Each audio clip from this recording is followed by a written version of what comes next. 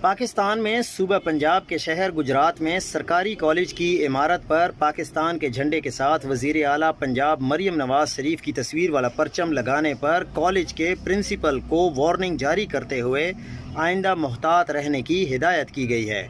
Deputy director colleges Gujarat Shoaib but نے be B C کو بتایا کہ کالج پرنسپل نے جواب طلبی کے بعد اپنا تحریری موقف ارسال کیا، جس میں ان کا کہنا تھا کہ وہ پنجاب میں مریم نواز شریف کے اقدامات سے بہت متاثر ہیں اور اسی لیے کالج کی عمارت پر مریم نواز کی تصویر والا جھنڈا نصب کیا گیا تھا۔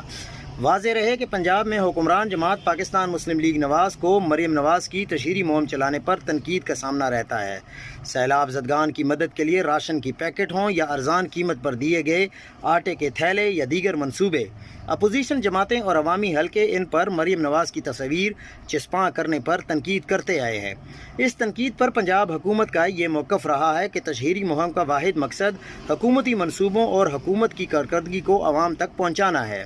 اسی نوعیت کا واقعہ گزشتہ دنوں ضلع گجرات کی تحصیل کھاریاں میں پیش آیا۔ سوشل میڈیا پر وائرل ہونے والی ویڈیوز میں دیکھا جا سکتا ہے کہ گورنمنٹ گریجویٹ کالج